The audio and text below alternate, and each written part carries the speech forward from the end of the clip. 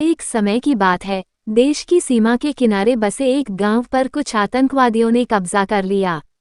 दोस्तों, अभी तक आपने हमारे चैनल को सब्सक्राइब नहीं किया है, कृपया सब्सक्राइब कर ले। और वहां लूटपाट मचा दी। सैनिकों को सूचना मिली तो वह तुरंत ही उनसे निपटने के लिए चल पड़े। बरसात का मौसम था, घनघोर वर्षा हो रही थी। इसके कारण छोटे छोटे ताल तलैया भी खूब विशालकाय नजर आ रहे थे। छोटी सी नदी भी उफान मारती हुई बह रही थी, जिसके कारण नदी पर बने पुल टूट गए थे। सैनिकों को वह नदी पार करनी थी, मगर पार कैसे करते? सैनिकों ने सोचा, कई प्रकार की युक्तियां लगाई, किंतु वह पार पाने में असमर्थ रहे। सैनिकों ने देखा कि पास में एक झोपड़ी है, उससे सहायता मांगी जाए। सैनिक उस झोपड़ी में गए। उस झोपड़ी में एक महिला की थी जो दिन भर कार्य करती थी और अपनी झोपड़ी में रहती थी।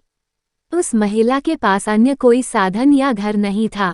सैनिकों ने जब बात बताई कि आतंकवादी गांव पर कब्जा कर चुके हैं और हमें फौरन वहां पहुंचना है, इसके लिए यह नदी पार करने के लिए कुछ लकड़ियों की हमें आवश्यकता होगी, जिसके कारण हम नदी को पार कर पाएंगे।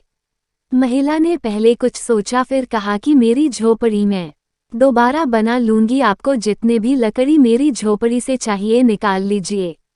महिला की इस भक्ति से सैनिक गदगद हो गए और यथाशीघ्र ही नदी पर एक पुल का निर्माण किया गया, जिससे सभी सैनिक नदी के पार उतर गए। महिला की इस देशभक्ति की सराहना जितनी करें उतनी ही कम है। सैनिक जल्दी ही उस गांव पर पहुंच गए जहां आतंकवादियों ने कब्जा किया हुआ था। सैनिकों ने काफी देर की मशक्कत के बाद आतंकवादियों को मार गिराया और कुछ भाग गए, जिससे अपने देश में आए हुए संकट को उन्होंने बहादुरी से टाल दिया और दुश्मनों को सबक सिखाया।